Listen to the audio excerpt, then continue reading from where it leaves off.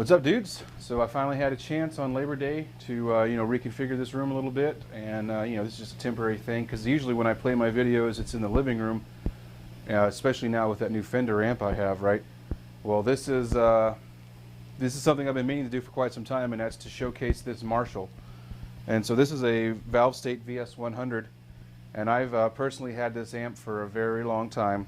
I must have bought it in like '97, maybe even '95. Back then, a couple of friends and I, we had like a garage band, and we really couldn't afford, I guess it was the super lead amps that were at the time, the DSL type amps, the big amps, the JCM 2000s. We couldn't afford those, And so we bought these ValveStates, and these ValveStates have one valve in the preamp, and then just of course solid state rectifier and output.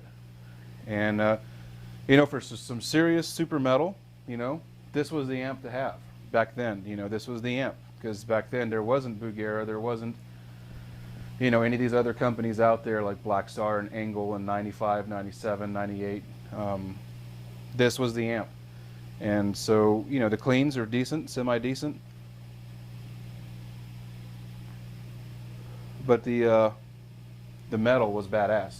So you have clean channel, then you have overdrive 1, and you can kind of see that the architecture of this amp is what led into what we have now with these multiple drives, the dual super lead type deal, and then shared EQ with this one has a power dimension, which I guess is like a fattener of the lower end and rounding of the signal, and then your independent reverbs for clean, and then overdrive shared for 1 and 2 drives. So there's 3 channels: clean, overdrive 1, overdrive 2. And I'm not sure if overdrive 2 uses that tube, or if it's overdrive 1, or maybe both use that tube that's in there, but I have an Electro Harmonics in there, 12AX7. Gold, it's one of the gold ones, right? So I got a really high dollar tube in there, and it sounds great. Right now we're in overdrive 1, volume's at like 3, and gain is dimed, right? In overdrive 1, power dimension is on, effects mix at 12 o'clock, and incidentally we have the Alter Ego Indie Effects loop and the EP booster up front. So this is what she sounds like. It's pretty crazy, especially with that EP booster on this Marshall.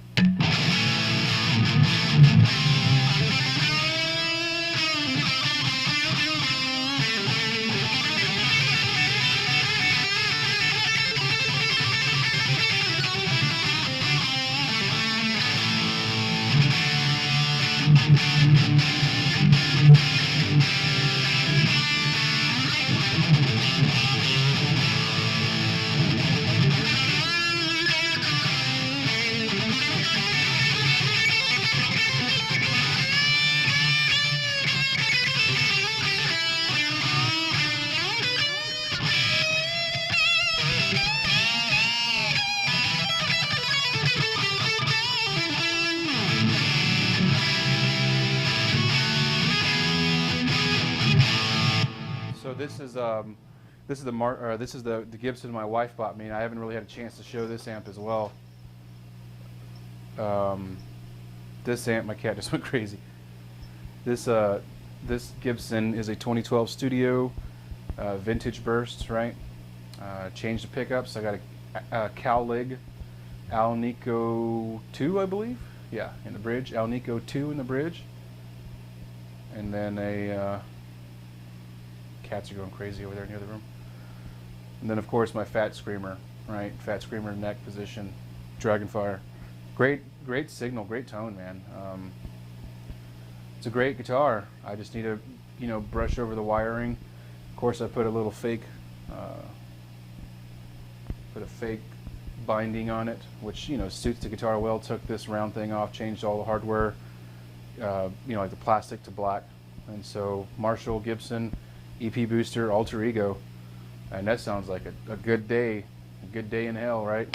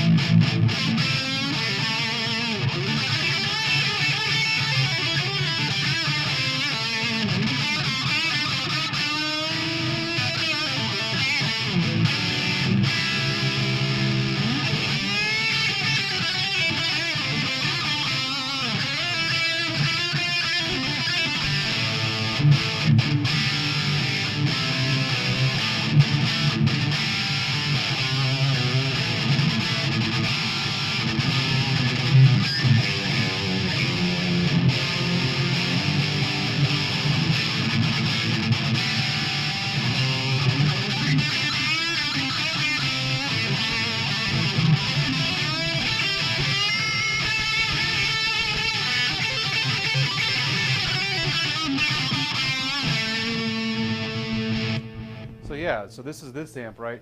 And we're just in the overdrive 1, which, you know, it admittedly doesn't have the contour on it, doesn't have the contour section that the overdrive 2 has.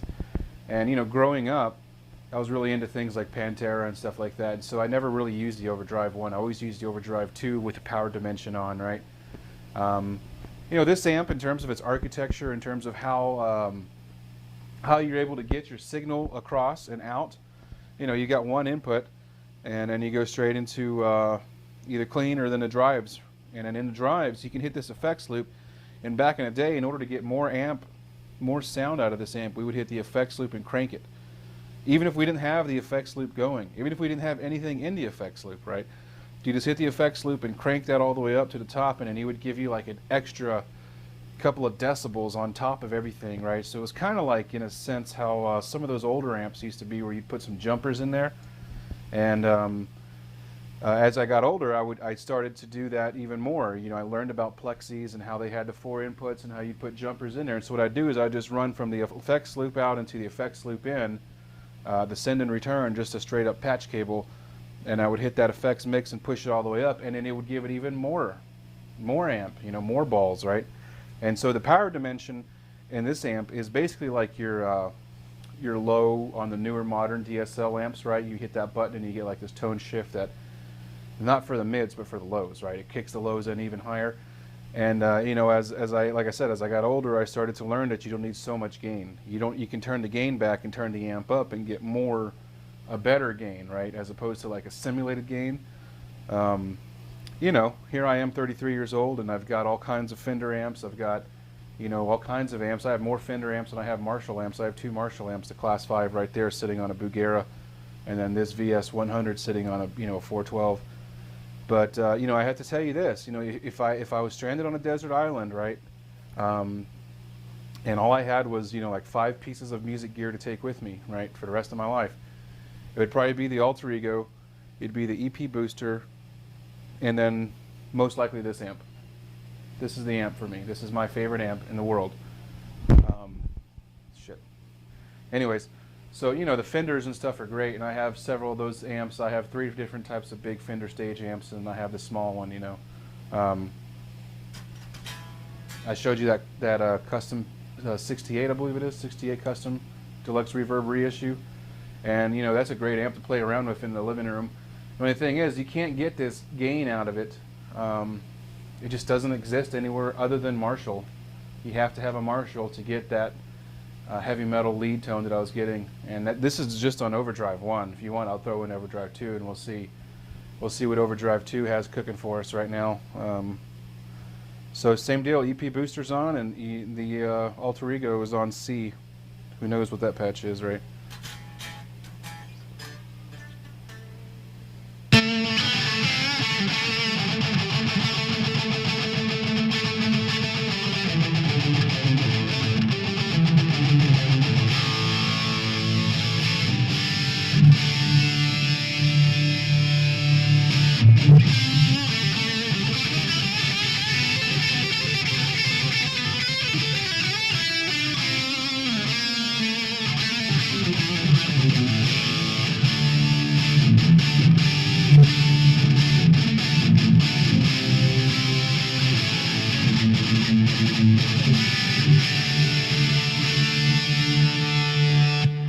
So like with all valve amps, or just like talking about the raw signal, right? The raw signal into the guitar, from the guitar into the amp.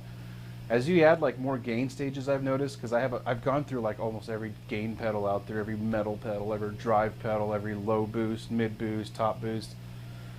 You know, I've tried all the pedals out there, and it seems like the more and more gain you stack on it, you know, like your signal's punching right here, right? The more and more gain you stack on it, the more like it seems to like close, compress, and obscure the signal. So the signal, instead of coming right at you, is out further. And so, like I said, you know, less gain, more volume, right? The more gain you add onto it, it seems like the more filters, the more stuff you have in front of your signal that kind of takes away. Then you have to compensate by cranking it even louder just to get where you're at originally. And you know, on an amp like this, these AB amps, these ValveState amps, these half It's a hybrid between a tube amp and a fucking you know, solid state amp. Less gain, more drive. I mean, less gain, more volume. That's the way it always goes. That's my recipe for disaster on these. And like I said, you know, when I'm home and I have a chance to actually turn this thing up past 2 o'clock, as a number 2, like volume number 2, to get it to like 3. It's like, and that's very rare that I get a chance to do that. I mean, that's very rare that I get a chance to do that. That's maybe like once a month, because I live in an apartment, and you can see some of my foam over here around the amps. Incidentally, on this wall, there's no one there. That's actually just grass. On this wall is a window, and there's more grass. In that direction is the living room and the bathrooms and stuff in the other room. Above me is a neighbor, and then over here there's a neighbor.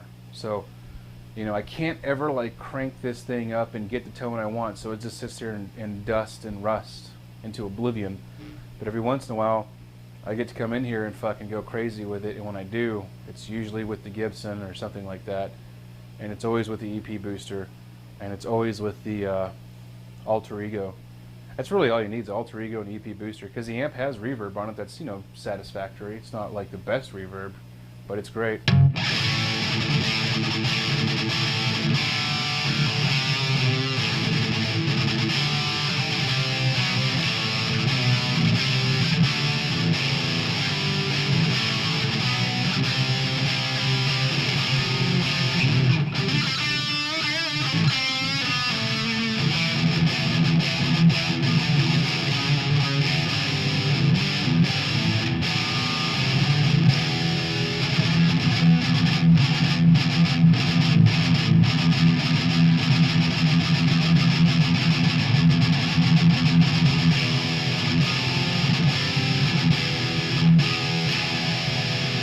It's a Starbucks Anniversary Blend coffee. I'm a big fan of their Anniversary Blend, big time. It isn't out yet. It won't be out till tomorrow, the Anniversary Blend, but we were able to get a pound of some Ninja Secret Anniversary, so it's really good. I can't put it down. Can't wait till they release it tomorrow.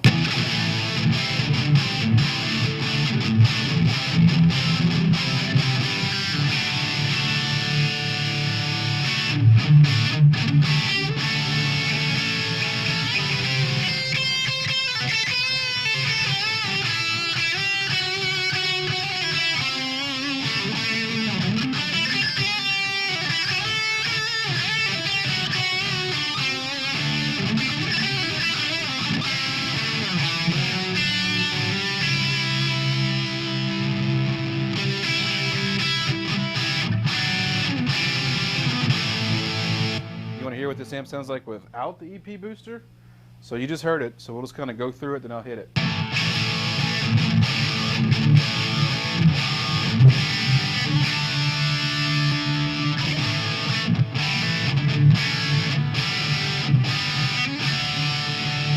I'm using the same level of pick attack and dynamics and all that stuff, and it's just a little bit not there. EP booster's where it's at. You got to have the Xotic Effects EP booster.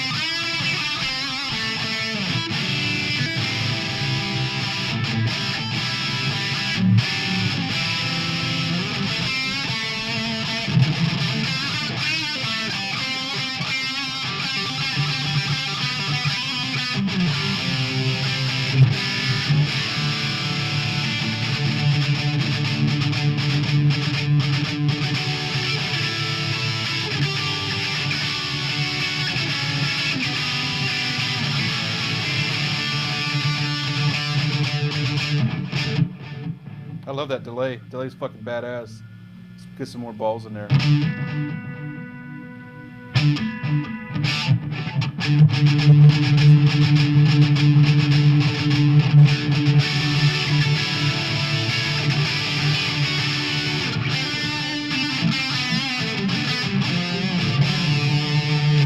You know, I actually have the Mini Hoff in the chain as well, on Who Knows, an unknown patch.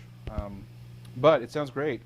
I don't like it too much of all this gain, to be honest. What's cool about it is, I'll show you in a second. Let me take a hit off my vape.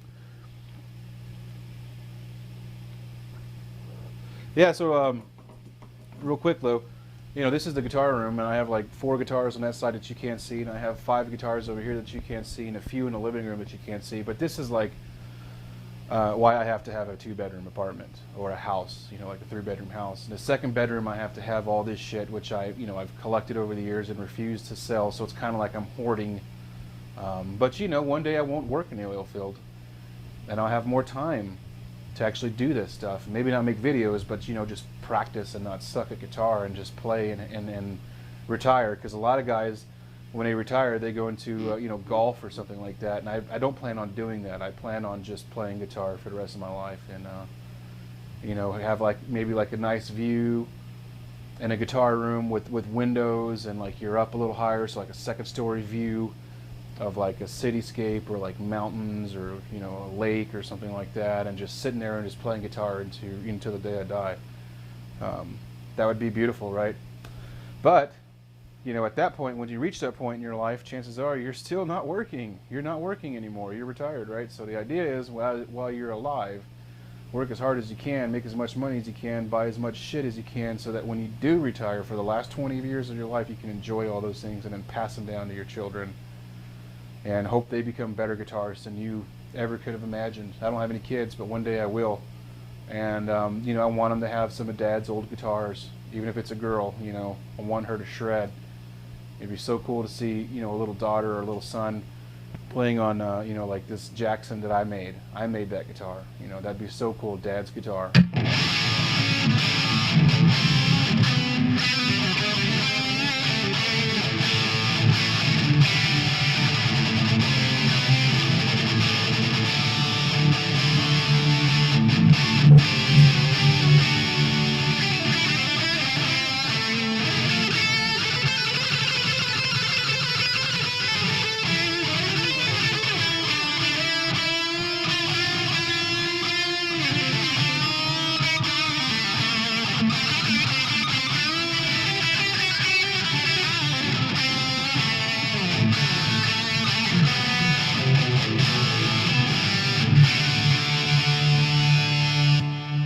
So yeah, that's this guitar, and this is, like I said, 2012 Gibson Studio, fake pinstripe on it.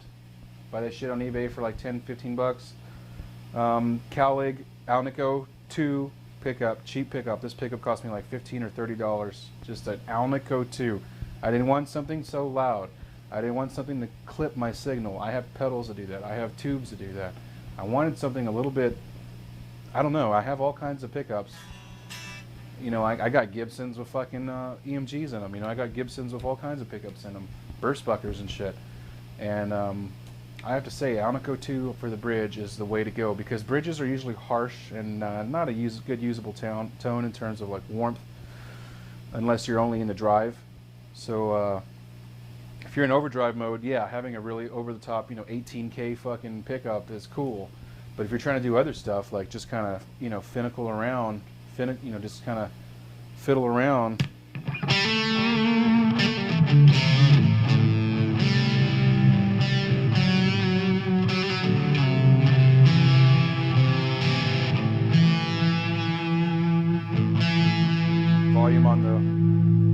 Volume on the guitars like it too. It sounds so beautiful.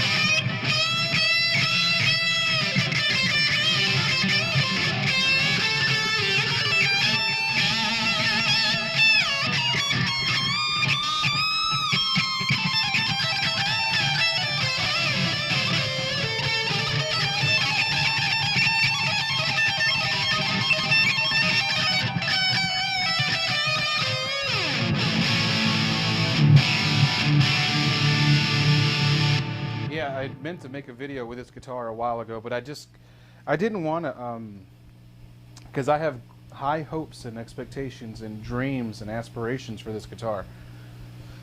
Even before I got this guitar, I was so in love with the, you know, the antique burst or the tobacco burst, whatever you want to call that vintage burst job on the guitar. I love it, right?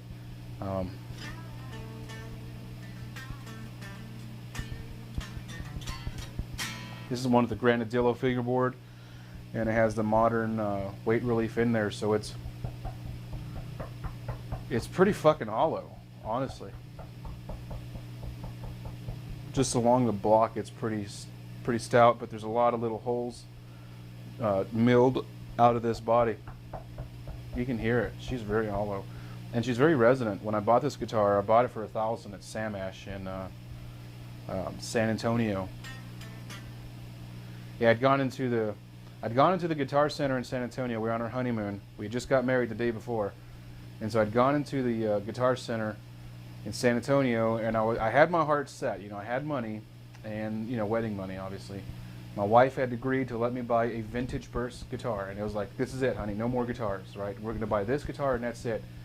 And I think I've kept up to that, yeah, because I've had both those other Gibsons before I bought this. So this is the last guitar I bought, right?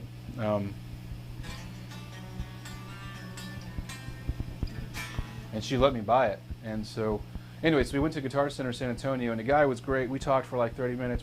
We looked around. I just didn't have what I wanted. What I envisioned in my mind was a guitar that I was going to take home, right? They didn't have it. And so I'm going to finish this video out just talking to you.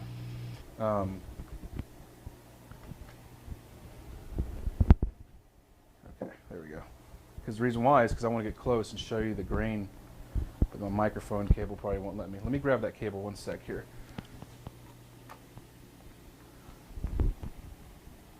Okay, now I can get close. Okay.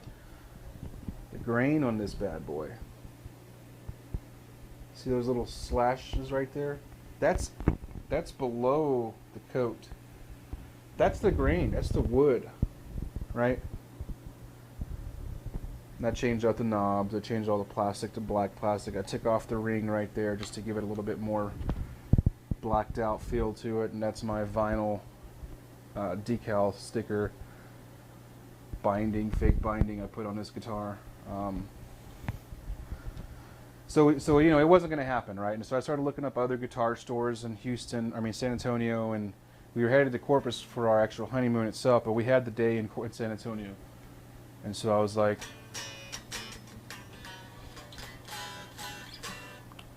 well, let's look up other guitar centers in San Antonio. You know, we're headed to Corpus. Let's see if Corpus has a guitar center. And I was like, well, I didn't bring a guitar with us for this wedding because I had it set in my mind I was going to buy a guitar. So I had an amp with me, a small amp, and some headphones, and you know, some stuff like that. And I didn't even know that Sam Ash had stores, right? 'Cause I live like 300 miles from Dallas. I live in the desert, right? There's no one out here. There's nothing out here. I had no idea because I had Sam Ash catalogs. I just didn't know there were stores. I just never paid attention. That's how dumb I am, right? Anyway, so I did a Google search in the parking lot of Guitar Center in San Antonio, and I saw that there was Sam Ash in San Antonio. I was like, what? Are you serious?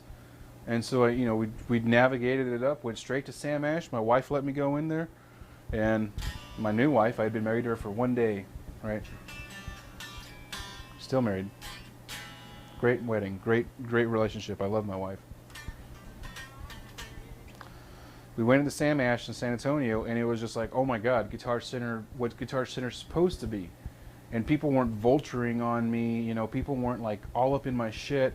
You know, we got to walk around and look at all the guitars on the walls, and it's just like, I want that one, I want that one, I want that one, and I found a couple of vintages in there that looked great. I saw some badass PRS vintage burst looking, you know, this type of paint job, and I saw some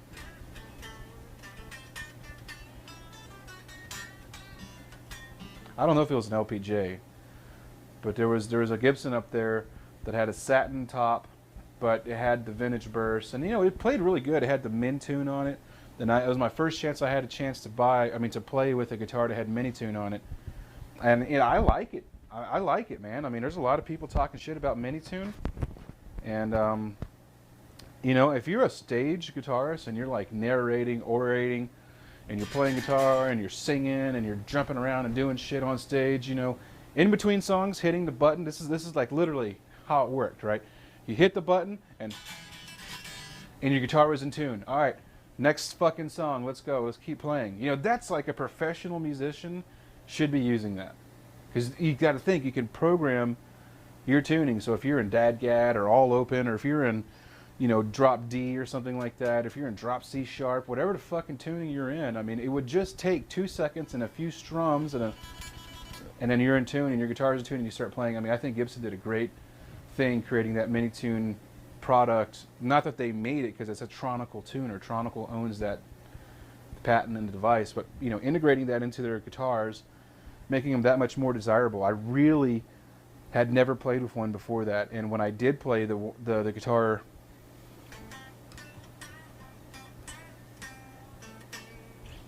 that had the mini tune on, I was so happy. Anyway, so I liked it. The pickup sounded good and all this stuff. That guitar sounded great. Like I said, it was a satin vintage burst with the mini tune on it. Had a bigger neck on it, you know, like the 50s profile. And I liked it. I was ready to walk out the door with it. It was like $700. And then I took it back up there, and the guy ended up talking to a customer. And fortunate that he did, because I had a chance to look at the wall even more. And I was like, okay, I've already played this guitar. So another dude came up, and I was like, hey, let me see this. Let me see that other guitar, which was this guitar actually. So the guy brings down a guitar, and he's like $1,000, 2012 Granadillo. At the time, the guitar, the original, had push-pull, you know, pickup taps. It's called fat taps or something like that. The fat taps sucked ass. I hated them. But I liked the resonant qualities of the guitar. I loved how it was hollow. And I loved how it was a slimmer profile neck.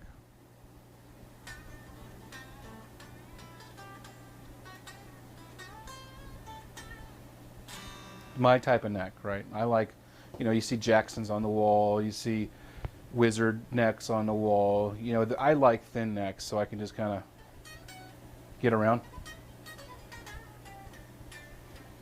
I will say though, I love Les Paul. It's a classic guitar. It's the guitar to have. It's the quintessential guitar. You walk into like a hard rock cafe, what do you see? You see a Les Paul. You see Fenders and other things there, but iconically speaking, everybody sees a Les Paul. And I love this guitar. The only problem I don't like about the Les Paul is how that single cut top bout right here gets in your way from going all the way up, and that's what these guitars are for. These Ibanez.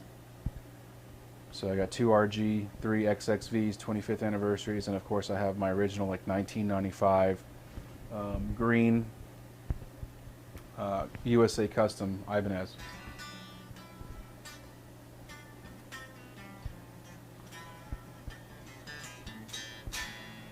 She's so resonant. It's the most resonant guitar I have. I love this guitar. It's my favorite guitar. And I'm playing the guitar up there, and I was actually playing it through an amp that I was soon to buy. And that was the Fender Mustang 1 version 2. I was up there playing this guitar through that amp with the original pickups, and the guy still, you know, they were understaffed, so he was like helping all these customers. And so me and my wife were in there, and she's kind of like tapping her foot like, let's go, pick a guitar, let's get out of here. Let's go to the beach, right? And then I don't blame her. I'm lucky if I get 45 minutes at a guitar store with her, right? Anyway, and I'm grateful for that, right? Anyway, so I was playing that guitar, and I was like, how much is it, dude? He's like, $1,000. And I was like, oh, shit. You know, I don't want... My budget for a guitar was like $500 to $800. You know, it's about as far as I wanted to go, $500 to $800. And, you know, he's like, it's a studio. You know, it's got the better pickups and all this, the pickups blew dick. But the fact that it had the Granadillo is what really turned me on. I don't know what it is about this guitar that makes it so,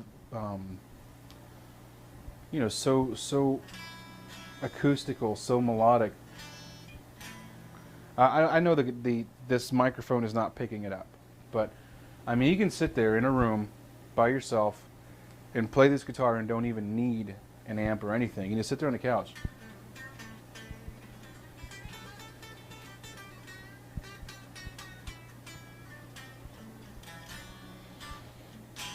And I was just like, all right, that's it, babe. We're going to have to buy this. And so she let me have it, man. I walked out of Sam Ash that day. I walked out of Sam Ash that hour with this guitar. And I bought it for $1,000. And then, you know, I've been waiting to actually debut her in all her glory. And like I said, I spent a lot of time looking at pickups. I didn't want to go with, you know, $300 pickups because I just don't believe in that, right? We're talking about, at the end of the day, we're talking about slugs, we're talking about plastic, we're talking about copper wire, we're talking about ceramics, right? Nickel, aluminum, nickel, cobalt, right? Very basic elements, and there's no need to have $300 pickups. So I was like, okay, let's find the best sounding. And you know, I was kind of in a slash phase at that point when I got married in May.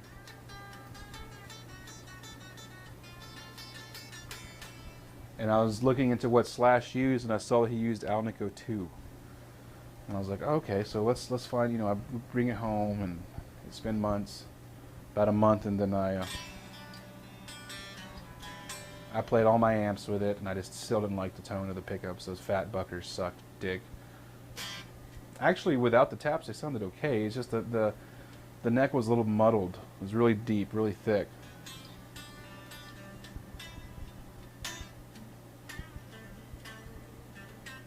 So anyways, I bought the Alnico 2, which is from Cowlig. It was the best one I could find for the price, and you know, upon bringing it home and opening the box and looking at it real closely, it looked like a solid pickup. You know, probably made in Korea, who knows? Or probably made in China. And I knew he was going to be the fat screamer in the neck, you know, just for that coil tap. Look how big those poles are, man. They really sing. Those fat screamers, they really sing. It's the pickup to have in your neck position, in my opinion, and your bridge too. You know, I mean, if you really want that over the top 18K output pickup in your bridge, that's the one to get. This Fat Screamer 2, or the Fat Screamer. But I wanted a little bit something duller, but clear, and articulate, and dynamic, and something that was versatile that I could throw on the Marshall and throw on the Fender, and get equally balanced, very decent, warm, rounded, driven tones.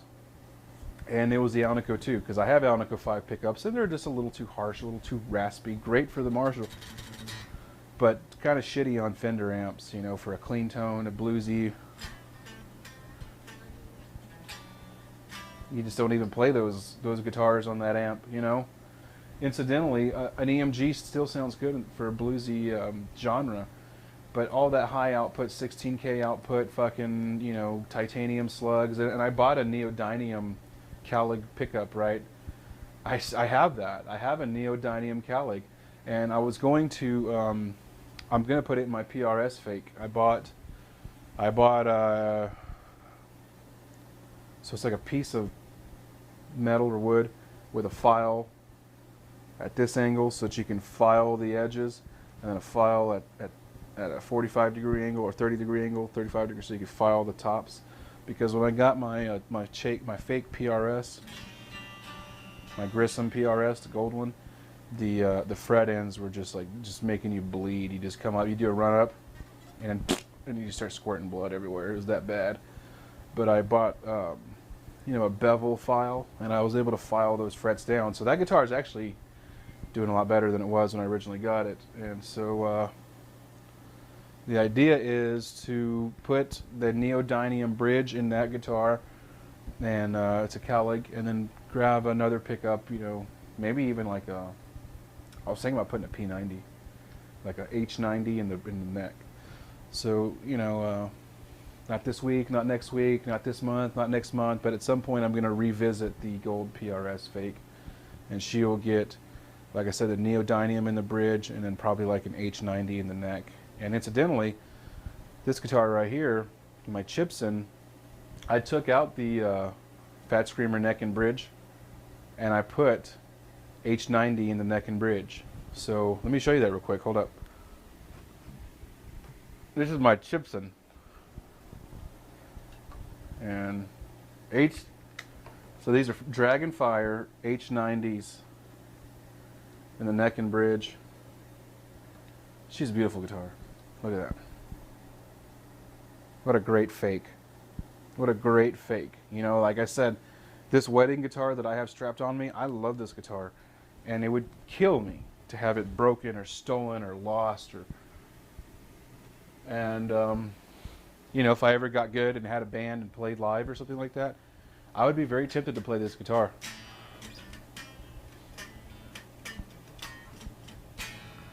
But if, you know, if push came to shove, like I was actually traveling around with a guitar and it's like, you know, it would probably be that guitar, because it's cost me $250 to my door.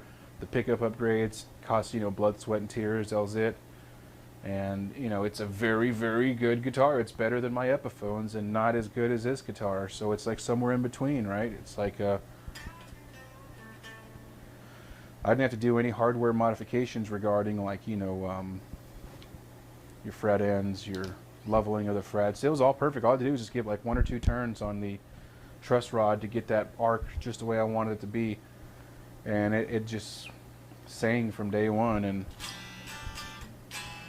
I really, so that's, you know, getting back to the bridge pickup, you know, having a smaller bridge pickup in terms of like the output is ideal. And so one of the things I discovered that I really like, in addition to having this Cowlig 2 lower output, like 7 or 8K output bridge pickup, is that having a P90 in the bridge, it's very desirable to me. Like the tone that I get on the Marshall and the Fender amps. So I have, you know, guitars like my little Epiphone, what is that thing? It's a Junior. It has a P90. I don't even think I've showed you that guitar, honestly. Don't think I've had time to do it. But yeah, let me pull it off right now. So this has, oh shit, that's not good. I hit, the good thing it's an Epiphone, right? This is why you don't buy $10,000 guitars, guys, because, you know, you hit them. It's an Epiphone, who cares, right? So this is an Epiphone Junior, and it's got a Dragonfire dog ear neck pickup in the bridge. The neck dog ear pickup P90 is in the bridge. And the reason for that is because I wanted something a little bit warmer, a little bit less output in the bridge. So that's what's in there right now. But when I was putting this pickup in there, I discovered that I really like P90s in the bridge. I like P90s in the bridge and the neck. The only problem is they're so goddamn loud. So, you know, right now as it stands, my 3 favorite pickups are a P90, an Alnico 2 pickup that's in this Gibson, and then a Dragonfire Fat Screamer in the neck. But I also like P90s in the neck. So this is why I have so many guitars, right? This is so I can do things like find my tone, find things that I like, and not be so limited. Telecaster over here, Jackson I made, another Gibson right over there. That's actually my first real Gibson I ever bought, which is the wood chocolate rubbed or whatever. This gold Gibson is one of my favorite ones as well. This gold Gibson is actually a it's an LPJ, and I did that same fake. Put this pickup. I did the same fake. I don't want to hit this one on the fan. This is a real Gibson, right? Real Gibson. So, anyway, so keep hitting that microphone. You see the vinyl binding I put on it? I mean, that took like 2 seconds to put on it, right? I think I've dressed this guitar up very well. This is a Gibson LPJ, gold, rubbed gold, so it kind of has that duller, not so sparkly golden paint job on it, right? So it kind of gives that vintage vibe already. And I put the pickups that were in this guitar over here into this guitar, and these are the burst buckers because I really love this guitar. So in my living room, the 2 guitars that sit on the racks in my living room on the wall mounts are this guitar and this guitar. So when you walk in our house, you're greeted by the gold top and then the vintage burst. And, you know, those are to me are the most iconic Les Paul paint job, paint scheme configurations you can find, right? The gold top, the cherry top, and then the vintage burst. So for me, those are my two favorite guitars. Although I do love everything else in here, the stuff, even the stuff you can't see, you know. I love everything in here. What I need is a bigger house so I could, you know, have like, you know, Gibson Day, then like Jackson Day, and then like fucking Ibanez Day, and then all other guitars day, and all the amps around in a circle, because I have so many amps, I have so many pedals, I have thousands of shit, you know, all kinds of shit. I just wish I had more time to practice, more time to study, more time to learn more songs, more time to play all my shit.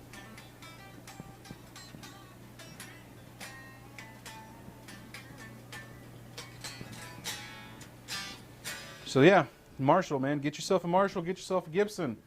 Throw an Alnico 2 in the bridge, whatever brand flavor you want. You know, I went with Cali because it was cheap and effective. Get you a Marshall, get you the Alter Ego, get you the EP Boost. Put the EP Boost in front of your fucking input, in front of your, you know, guitar, EP Boost, Marshall, effects loop out, Alter Ego, effects loop back in, crank it up. There's your tone. You know, $1 million tone in my opinion. Best tone out there in terms of shred, metal, all that fun stuff. It's my favorite tone, and I never really get to play it much because it's so loud. To get that sweet spot, it's so loud. You know, I'm at like 3. Let's see where we're at. Oh shit, we were at 4. Yeah, we were at 4 on the Marshall 100 watt, and it had an EP booster in front of it, right? So it was like 4.5, we'll call it that, or 4.25.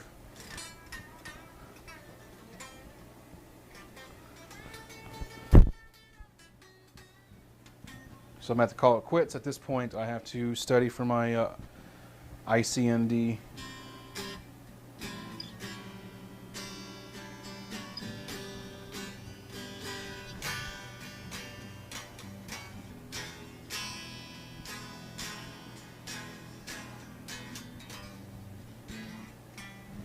Yeah, I got to study for the ICND.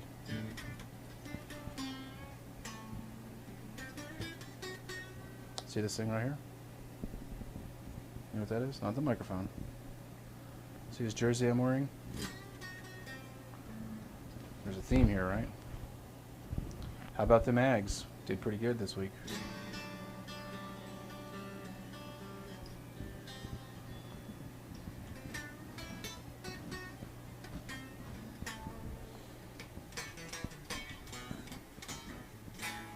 Incidentally, if you're curious, I went through the SM57 into my mixer and then into the input of the camera, running a Shure Q4.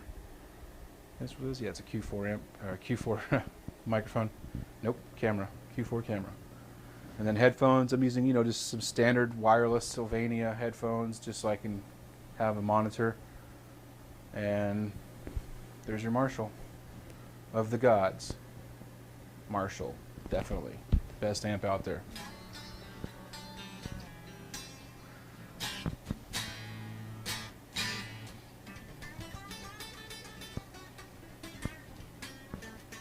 That's the first time I've actually mic'd up my Marshall with a Shure SM57, off center, off cone, about about an inch off the grill cloth. It's the first time I've ever mic'd that cabinet up, man, and I think I did a good job. It sounded in my headphones like what it sounded like, you know, in the room, and I'm really eager to turn this off and just put it straight into the laptop and put some hi-fi headphones on my Beats and then hear what that sounded like mic'd, because I've never mic'd that amp before, and I've tried to make videos with it using, you know, microphones that are on the camera, and they always suck dick. I'm hoping this sounds really good.